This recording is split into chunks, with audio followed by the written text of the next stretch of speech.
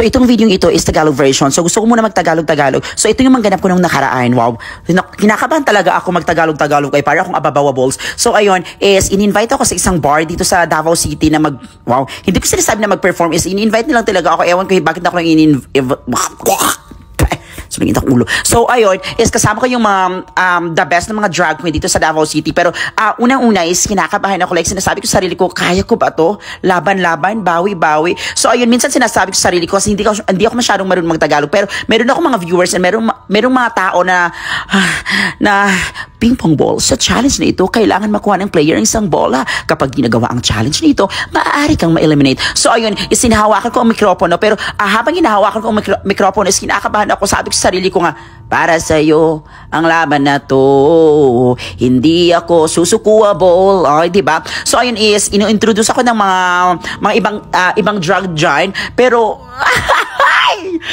uy, ang lisod-lisod ha. Pero, ang program, walang makakatalo sa Jet2 Holidays. So, ang programang ito ay hatid sa inyo ng Basta Radyo. Wait lang. Bumbuwables! So, ayun is, in-interview ako. Pero, yan is, minsan pag nagpe-perform ako, iniisip ko talaga yung due date ng boarding house ko, yung padala ko sa pamilya ko. Pero, is, ang awiting ito'y para sa'yo, Wables. So, ayun, kumanta ako ng Never Enough, pero hindi siya enough kasi never mag-Tagalog. Dapat matapos ang video ito kasi, wait lang,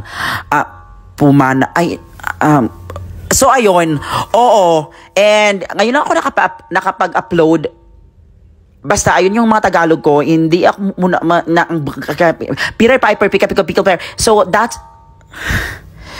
kalisod mag-Tagalog. Wait lang, babe. So, ayun, sana is maintindihan niyo ako. Muna, bibigyan ko kayo ng pagkakataon, like, ilang segundo para kayo na ang mag-voice over nito. 1, 2, 3, go, please. Ayan, maraming salamat. So, dapat is-include ko yung mga viewers o yung mga nagpa-follow sa akin na mag-voice over kayo para at least, di ba, makatry nyo. Mali mo, di ba, is mag-vlog kayo or gagawa kayo ng mga videoables. So, ayun, is dapat mag-practice kayo. Ngayon pa lang is dapat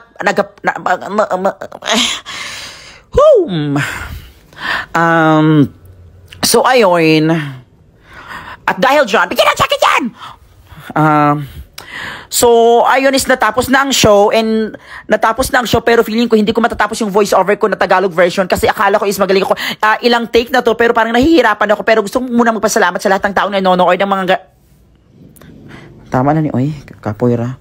So,